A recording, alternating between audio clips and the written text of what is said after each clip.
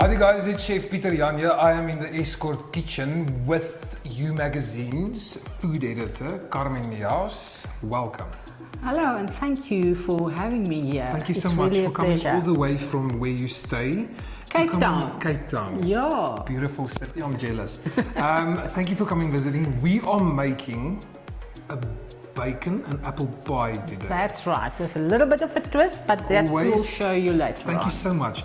So this is for our Easter long weekend family day. So this is something that you can have anything from a late brunch, tea time, snacks. Absolutely. It's all day, whole day. Yeah, it's recipe. sort of a versatile type of pie that you can do, as you say, you can either have it for a brunch or you can even have it, you know, with tea time if you want to. Yes, that is just the best. Okay, so we start with... You start with the crust, and that's a normal puff pastry. That's in the fridge? In the fridge, yeah. So this is just normal puff pastry. Can you use any other pastry? You can make your own short crust pastry. You can even do filo if you want to, just 4 layers. But for me now today, you know, puff pastry was actually quite nice to use in this specific, because you want a little bit of, you know, indulgence and specialness and all those kind of stuff. So I think that will work quite nicely with the bacon and with the apple and so forth. Great. Because bacon and apple, I mean, there's like a match made in heaven. So I think it's just going to be awesome. Then you do the filling. And that is so easy to do. So it's basically just sort of 4 apples that you cut up, and then you add a little bit of lemon juice, one lemon, and that's already been added here. Okay. And then the rind of 1 lemon that you add, and then a little bit of cinnamon. I think that I presume is about, what's it, 7 mils? There we go. You can go more. But you can't do too much cinnamon ever. No, absolutely. Specifically not with apple. It is so nice. Yeah, and bacon as well. Then just a little bit of corn flour, just, you know, to keep everything together, because when the apple is cooking and baking in the oven, it's sort of, you know, there's a little bit of water and juiciness coming off, and you just want to bind that. And then a little bit of sugar, again, not too much. That's about 80 mils of sugar, because the apple, they're already sweet. Yes. And you want a sweet, savory type of thing. So you don't want to add too many and too much sugar. Okay, right. Great. So there, I'm going to keep that for later on. Okay, and then I see we've got rosemary over here. Yeah. Can I take them off the... You can do that. The stems for you. So this, I think, is just a beautiful flavor to add. It complements the bacon. It has a little bit of a sweetness to it. I feel rosemary. Always when I work with it, there's a stickiness on your finger.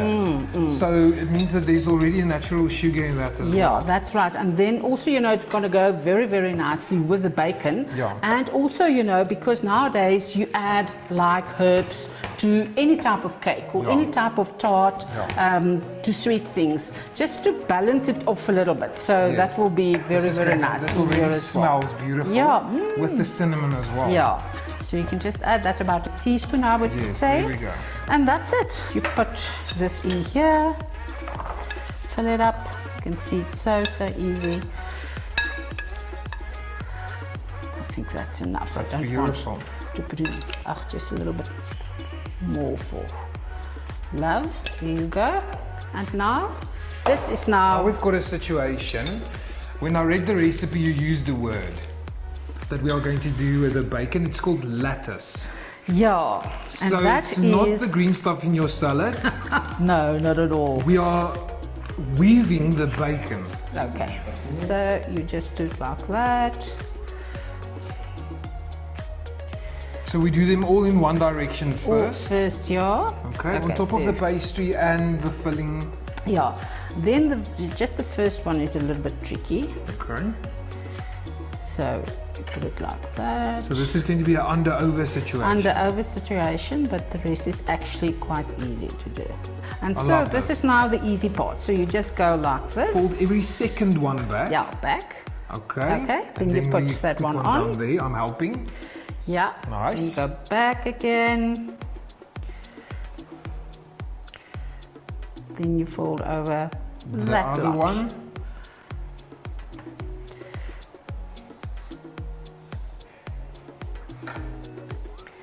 Okay. Great. And back they go. It's starting to look like a little basket.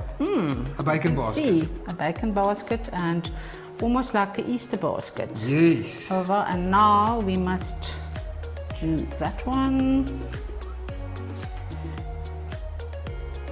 Cool.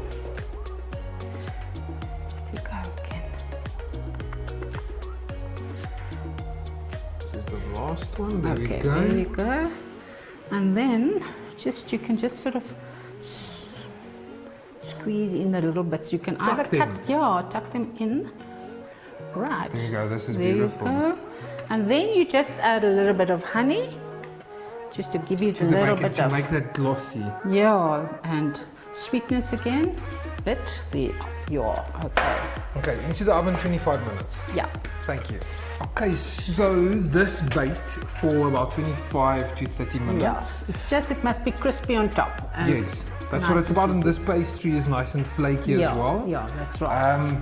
Nice and juicy on the inside. We are going to garnish and That's serve right, this yeah. with You- some Easter elements. Yeah, but again, you can do whatever you want to do. Yeah. For me, it's nice. It's apples, so it's a little bit of fruit. We've got another type of fresh fruit on the moment that will look quite nicely, so we can do some figs maybe. Beautiful. And then,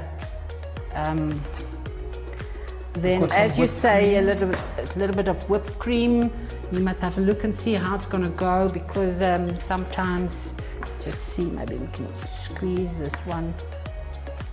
Yeah. That's it. Little. So it's just, play around Yeah. with it and So it's, and you always, I've learned that you garnish with what you've got on the inside absolutely, yeah, and don't as well. Don't forget forget. And here's a few Easter eggs. Easter eggs to go with it. That looks actually quite nice. Beautiful. We can have a little bit of cinnamon maybe going on top of it. And then I would suggest you can do a little bit of salt, just to pick a up salt on the crystal, saltiness of yes. the. And if you want to, Some honey. just a little bit of honey to go with it as well. Beautiful. There we go. I don't know. That's beautiful. Is that This is how you want it? No, this is how you make it for an Easter table. This Yeah. is beautiful. And then we can just serve it with some cream. Some whipped cream. This is beautiful. I've got a little Easter egg over here. This is going